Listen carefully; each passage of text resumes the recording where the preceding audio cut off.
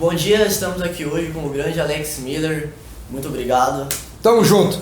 por ter cedido esse espaço para dar essa entrevista pra gente. Aqui, muito obrigado mesmo. Prazer é meu. Primeiramente, valeu por estar aqui com a gente, Bom, né? então toca aí. Beleza. É nóis. E pra começar, você começou na Rádio Trianon enquanto você ainda estava estudando, ainda estava na faculdade. Em 97 você se formou e já migrou pro grupo. Pô, vocês pesquisaram minha vida, é isso? Pô, tem que quase, alegria, né? que alegria, Quase, hein? quase. Ah. Você queria saber como foi esse começo de carreira pra você e você acha que no começo as coisas fluíram muito rápido? Olha, fluíram rápido, sim. E na verdade eu tive a oportunidade de fazer um teste na Rádio Trianon, né? Eu estava no terceiro ano de faculdade, entrando no terceiro ano de faculdade, né? Eu fiz FIAN. Na época a FIAN formou vários jornalistas que hoje estão no mercado, né? Então foi uma safra bem bacana, assim, de pessoas que conseguiram entrar no meio, né? Naquela época. E cara, eu nunca parei para olhar para trás, assim. Eu sempre comecei e falei, é isso que eu quero fazer da minha vida e vou em frente. Sempre quis isso desde moleque, tive a chance e falei, agora eu vou agarrar. Então, claro que a gente começa sempre fazendo as coisas mais básicas, até para aprender, é importante a gente aprender de tudo, né? Na minha época não existia ainda internet, computador, né? Era tudo máquina de escrever, quando eu comecei a trabalhar. Então, eu era rádio escuta, então a função de rádio escuta era muito mais importante até do que hoje, porque hoje não precisa ter tanto rádio escuta. Hoje na internet você tem todas as informações, o acesso a tudo. Lá o rádio escuta era, a própria palavra já diz, né? Era rádio escuta, era ouvir outras rádios, para você ficar antenado no que as outras emissoras estavam fazendo, e se tivesse algo que chamasse a atenção do rádio escuta, passava para a redação da nossa própria rádio. Então eu comecei fazendo isso, e depois o tempo foi passando, checando polícia, eu ligava para uma batelada de delegacias de polícia todos os dias, para corpo de bombeiro, polícia rodoviária federal, estadual, a gente tinha uma lista de telefones já, né? E todo dia ligava para saber se tinha alguma ocorrência de mais gravidade, de maior importância, em cada delegacia, em cada lugar desses, né? Copom, tudo, bombeiro. Era assim, um negócio maluco, assim. Eu passava o dia ouvindo outras rádios e fazendo essas checagens, né? Agora, eu sempre tive comigo aquela coisa de que na primeira oportunidade que eu tivesse para entrar na área esportiva, eu queria abraçar. A Trianon não tinha esporte na época, tinha um quadro ali que tinha dentro do programa, dentro do jornal, né, que chamava Bola no Chão, e só, não tinha programa esportivo, não tinha nada.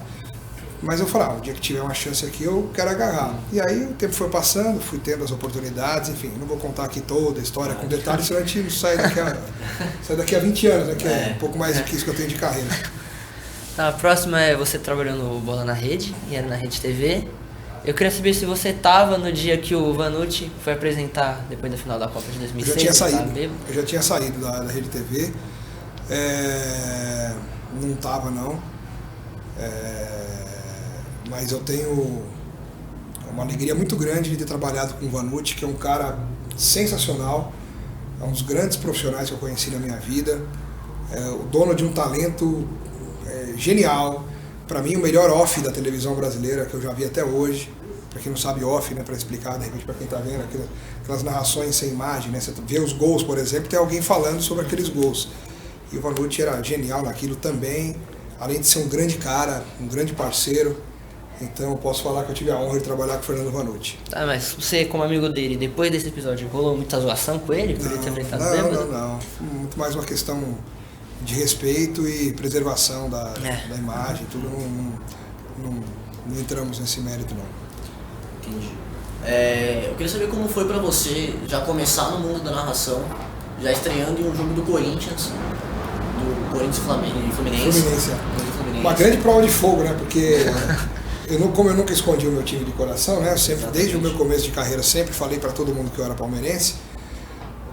Então foi uma grande prova de fogo para mostrar para as pessoas e para mim mesmo que o mundo da narração é esse aí, que você tem que saber separar as coisas, né? Nos comentários, nas reportagens, nas entrevistas e também na narração, na emoção que você passa para os ouvintes, para os telespectadores, no caso da televisão, né?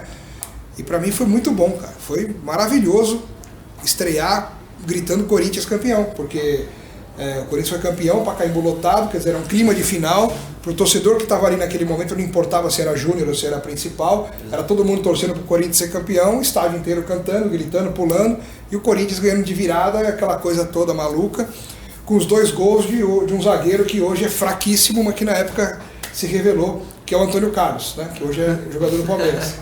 Ele que fez os 2 gols naquele dia e deu o título para o Corinthians.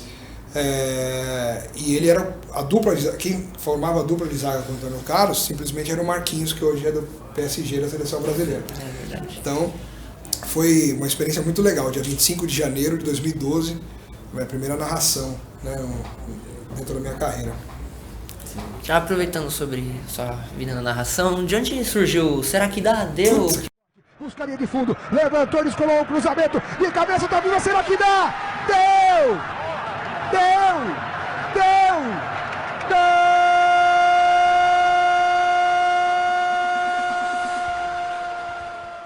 Você fala. Não sei. Veio só da cabeça? Veio da cabeça. Tá, aproveitando outra pergunta. Eu vi um vídeo da narração, acho que era Honduras e Costa Rica, eliminatória pra Copa, que você fez. Foi a mais emocionante? Cara, que um gol no finalzinho. No final, o Brian Ruiz faz a jogada e foi muito louco aquele jogo, cara. Nossa, eu vi o vídeo e arrepiei todo. Foi muito legal. Pois é, cara, eu acho que um dos segredos da narração é você fazer daquele jogo que você está narrando como se fosse o jogo mais importante do mundo ali, né? A final da Copa do Mundo, final do Mundial, como se fosse ali o jogo mais importante, porque ali você tem que ser profissional e tentar levar para o seu público aquilo que exatamente está acontecendo. Então aquele jogo foi, né, com requinte de emoção tão forte que ali a gente acaba se envolvendo também, né, naquele jogo, né? Então foi realmente um dos jogos mais legais, mais emocionantes. Então, assim como teve muito jogo ruim que eu narrei, jogo péssimo de qualidade técnica, falando assim, né? Campeonato Potiguar, Campeonato Alagoano, assim, não depreciando esses campeonatos, mas a qualidade de alguns jogos que eu transmiti era muito ruim, né? Copa do Nordeste nas primeiras fases, a ponto de eu ter mostrado também para o público uma outra vertente nas narrações, que era lidar e me envolver com os lances bizarros, né?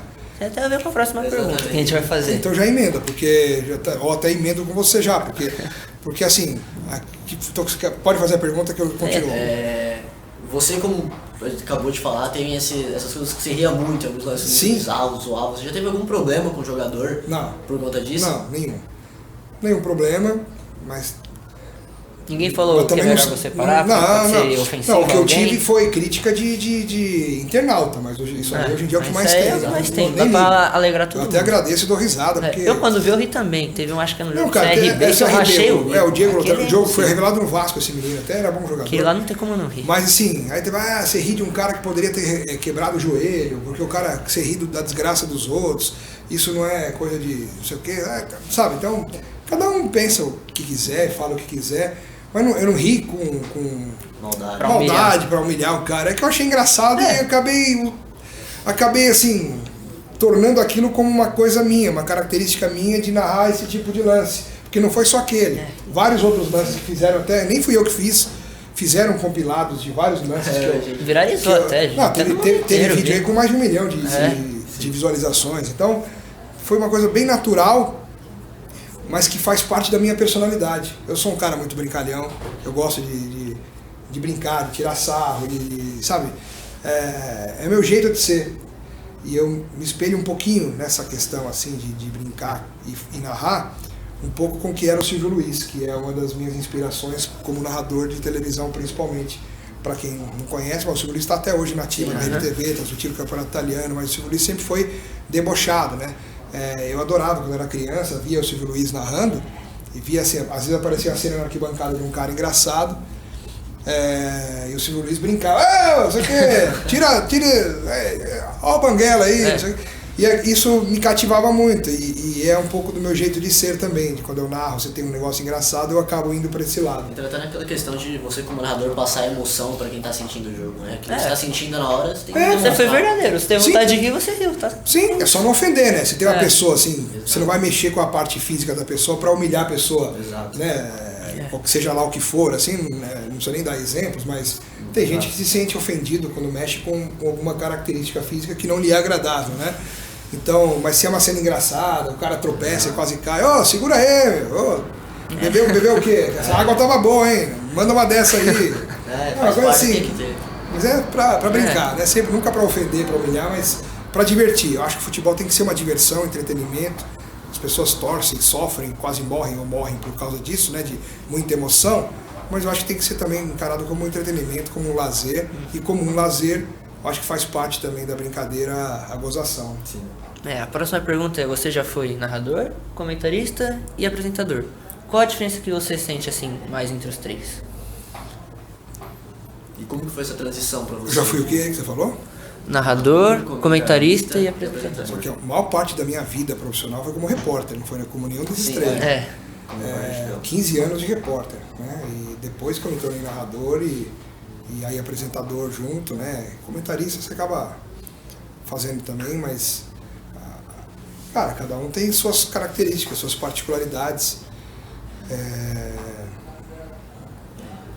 Eu acho que o importante é você, quando exerce uma função dessas, tentar incorporar ali naquele momento da melhor maneira possível para você dar o seu melhor e pronto. Agora, não consigo pensar assim, quais as diferenças. As diferenças são óbvias, né? Assim, o narrador narra, o repórter reporta, o comentarista comenta e o apresentador apresenta.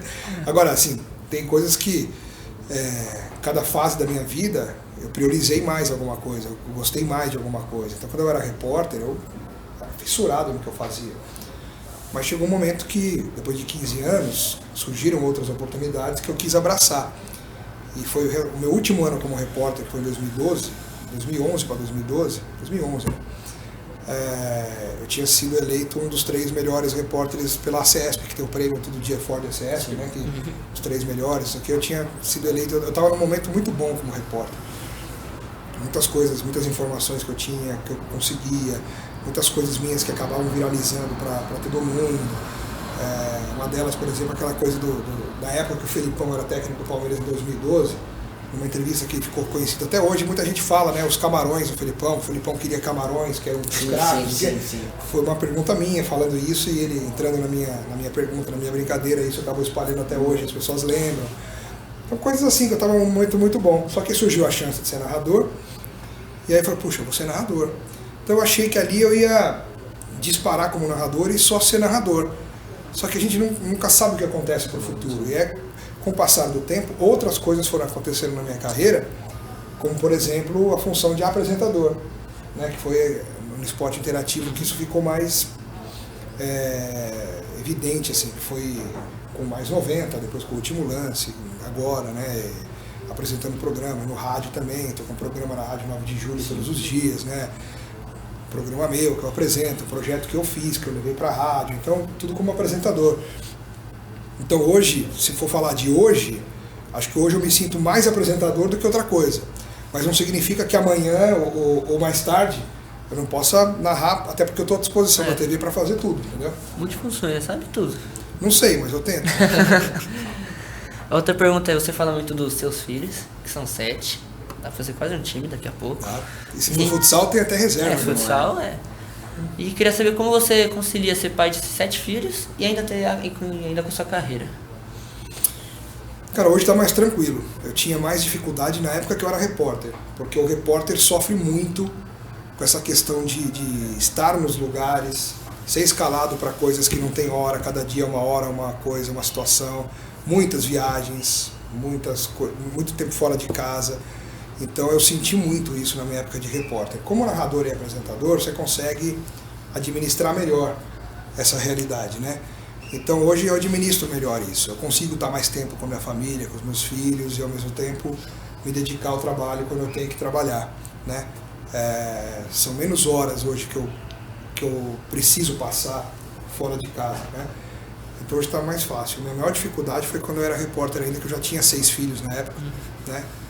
Eu tive o 7º filho depois de 9 anos. Eu tive 6 filhos num período de 9 anos. Então foi uma sequência dura. Agora, depois de 9 anos veio o 7º, né? Então quando veio o 7º eu já estava já nessa realidade aí, um pouco mais calma no sentido de ritmo, de correria. Você, declaradamente palmeirense fanático... Quem falou? Você, como sempre diz para todo mundo, grande fã do Palmeiras, eu queria saber a sua opinião a respeito agora da saída do Felipão e da entrada do Mano Menezes. Você acha que foi trocar 6 por meia dúzia? Você acha que a culpa era do Felipão? Você acha que vai ter alguma diferença no futebol agora? São várias perguntas em uma, né? Não é? Assim, temos que saber separar as coisas. Eu reputo o Felipão como um dos grandes técnicos da história do Palmeiras. Talvez no top 3 aí, podendo estar em segundo ou até em primeiro, dependendo da situação. Pro meu coração ele não é o primeiro. No meu coração o primeiro é o Luxemburgo, não por ser o Luxemburgo, mas pelo fato de eu ter visto o Palmeiras campeão pela primeira vez na minha vida com 18 anos de idade e o Luxemburgo ter sido técnico daquele time de 93, né? Que foi o primeiro título que eu vi. Mas se a gente analisar em termos de títulos mais importantes da história do Palmeiras, o Felipão tem uma Libertadores, tem outros títulos importantes, né? Mas eu acho que na realidade de hoje, eu não sentia mais o Felipão conseguindo extrair algo diferente do grupo a ponto de ver uma reação imediata em termos de resultado. O desempenho estava caiu, o Palmeiras não jogou nada nos últimos jogos, ganhou do Grêmio lá de 1-0, é verdade, mas pegando um pacotinho desde a volta da Copa América, quase que uma tragédia, né? O Palmeiras não ganhou nenhum jogo no Brasileiro ainda. Né? Tem desempenho de time de rebaixamento, se a gente pegar só os jogos pós-Copa América, a terceira pior campanha do Campeonato Brasileiro, né? Tinha o melhor aproveitamento da história dos pontos corridos antes da Copa América. Depois da Copa América, terceiro pior do campeonato. Então, uma diferença muito grande. Não sei porquê, não consigo explicar, até porque os treinos são fechados, eu não assisto o treino, ninguém assiste, não sei como é que era o dia a dia, não sei se teve desgaste do Felipão com o elenco, se teve briga lá dentro, se não teve, se alguns jogadores resolveram também se acomodar, não sei se a gestão do elenco foi mal feita ou bem feita, eu não sei. Eu só me baseio pelo que eu vejo em campo. Sim. E o que eu estava vendo em campo era um time muitas vezes mal escalado e principalmente em quase todos os jogos mal substituído durante o jogo. As escolhas do Felipão para trocar durante o jogo para tentar melhorar tinham um efeito reverso, o time piorava, né? E acho que o cúmulo, a gota d'água foi no próprio jogo contra o Flamengo, que tomou um baile, e ele colocou em campo uma formação que ele jamais tinha treinado, com 3 volantes, né? O Felipe Melo, o Matheus Fernandes e o Bruno Henrique. E ele nunca treinou essa formação, e contra um Flamengo no Maracanã ele vai e coloca um time que nunca tinha treinado junto. Então assim, um negócio meio maluco, né? Um negócio sem muito sentido, não sei o que aconteceu. Então assim, não que a principal culpa desse momento aí tenha sido do Felipão, mas acaba sendo, porque é ele que comanda ali, ele que poderia mexer com o grupo, tirar algo diferente, ter alguma variação, mudar esquema tático, escalar de diferente, mudar, substituir diferente, mas não fez nada. E pelo nível de atuação que estava, acho que não tinha o que fazer. E eu, particularmente, gostei muito do Mano Menezes. E eu não acho que é 6 por meia dúzia. Acho que o Mano Menezes é um técnico bem mais jovem e ainda com possibilidade de colocar em prática um trabalho muito bem feito, tem um histórico positivo. Mas nunca foi campeão brasileiro. E daí? Foi campeão da Copa do Brasil, já foi técnico de seleção brasileira. No melhor momento dele como treinador da seleção, ele foi sacaneado e demitiram o Mano Menezes. Quando ele começou mal, tudo, mas na hora que estava entrando nos eixos, que os resultados começaram a aparecer, que o trabalho estava surtindo efeito, tiraram o Mano. E aí, foi campeão no Cruzeiro, aí passou, como todo técnico passa, top ou não, um momento que, quando tem uma sequência muito ruim, o técnico é demitido, faz parte da cultura do futebol, até mundial já, não só do Brasil. Mas eu sempre gostei do Mano Menezes como treinador. Ele tem um jeito, às vezes, dependendo do momento, da fase, meio assim, né, de nariz empinado, coisa assim, mas acho que é o jeito dele, e como profissional, acho que ele merece ter esse voto de confiança. Acho uma grande frescura, uma grande bobagem, essa coisa de imagem ligada ao Corinthians, é balela total. Quantos ídolos do Palmeiras não jogaram no Corinthians antes? Exatamente. Rivaldo, você pega o Paulo Nunes, que era odiado pela torcida do Palmeiras quando jogava no Grêmio, chegou, virou ídolo do Palmeiras, sabe? Pega um monte de gente, o próprio Luxemburgo foi super campeão no Palmeiras, no Corinthians, Oswaldo Brandão. William Bigode, que tá William Bigode. jogou Oswaldo no Corinthians. Brandão, que é outros tempos, é o técnico com mais jogos pelo Corinthians, na história do Corinthians, e é um super campeão pelo Palmeiras também, e nem por isso xingaram o Brandão quando chegou no Palmeiras.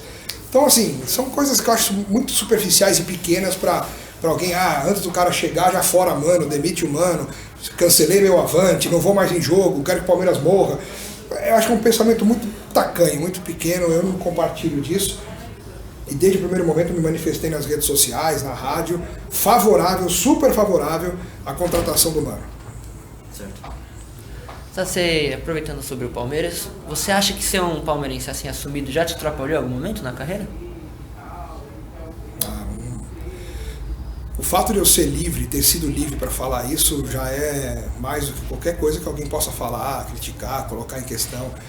Só gente pequena que coloca, às vezes, a sua credibilidade em xeque porque você fala que torce para um. Então, se você dá uma opinião qualquer, ali você está sendo clubista, ou pelo lado bom ou pelo lado ruim. Tem palmeirenses que me xingam falando, pô, que palmeirense que é você que fica falando contra o Palmeiras, ou que fica cornetando o Palmeiras, ou que fala mal do Palmeiras? Cara, aí a questão é outra. Como palmeirense eu torço pelo Palmeiras, mas como profissional, eu só vou dormir tranquilo em casa, colocar a cabeça no travesseiro, se eu tiver a certeza de que eu fiz o meu trabalho do jeito que eu deveria fazer. Analisando do jeito que eu tenho, cada um tem a sua opinião, eu tenho a minha, então baseado em fatos, eu analiso. Se a fase é boa, eu falo bem, se a fase é ruim, eu falo mal.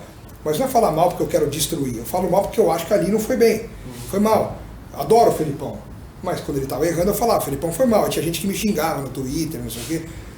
O Felipão, depois você posa de amigo com ele, tira foto com ele, não sei o quê, não sei o quê. Como que não tem nada a ver uma coisa com a outra. Ali é a minha função de profissional, de jornalista, de analisar. Se eu acho que está errado, eu vou falar. Se eu acho que não foi pênalti pro Palmeiras, eu vou falar, não foi pênalti pro Palmeiras. Não é porque eu sou palmeirense que eu vou falar que foi pênalti se eu achei que não foi. Só um exemplo. E ao contrário também, se eu falo bem do Palmeiras, é um corintiano, São Paulino, não sei o que, seu porco imundo, não sei o que, só porque é palmeirense fala isso. Mas faz parte, isso aí eu estou acostumado, nunca me atrapalhou não, pelo contrário, eu sempre fui muito bem resolvido com isso, muito feliz de nunca ter escondido e ao mesmo tempo ter sempre a credibilidade, a confiança dos meus chefes, das pessoas que trabalham comigo, dos dirigentes de futebol de todos os clubes. Eu posso entrar em qualquer clube grande de São Paulo que eu vou ser muito bem recebido, muito bem tratado. Na festa do Palmeiras de 105 anos, no jantar de aniversário, estavam lá os presidentes do Santos e do São Paulo, o Leco. O que eu tenho batido no Leco em relação a críticas de gestão e não sei o quê, é uma grandeza, como muita gente. Torcedor de São Paulo como também. Muita gente. Só que assim, o Leco me viu, ele veio, me cumprimentou, me deu um abraço, não sei o quê, como vai, tudo bem, não sei o quê. Assim, eu acho que ali é um exemplo de que as pessoas e quem está no futebol, quem me conhece sabe como eu sou, sabe separar essas situações, entende? Agora só pra gente encerrar mesmo, um dos grandes... No pique, hein? Não é? Aqui pra gente encerrar agora, um dos grandes personagens aí que vem, que remete ao seu nome, é o Canelone.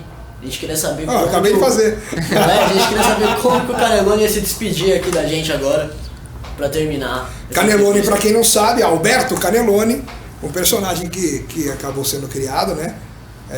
Como até uma homenagem a Roberto Avalone, jornalista que nos deixou esse ano e que foi o grande responsável pela minha entrada na televisão, né? Minha primeira chance na TV foi por meio do Avalone, na Rede TV na época, e nós construímos uma grande amizade a partir daquele momento ali, 2003, 2004.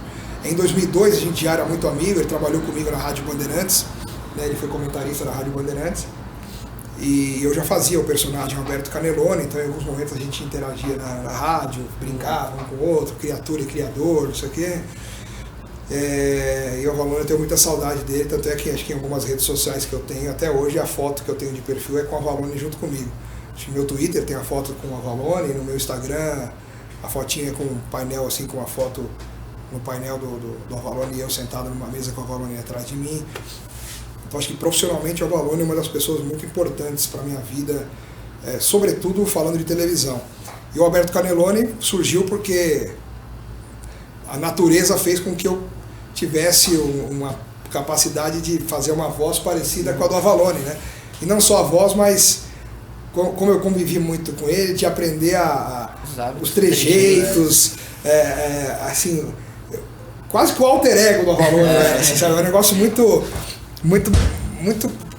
detalhes assim que eu peguei do Avalone que os outros imitadores não conseguiam pegar porque não conviviam com ele.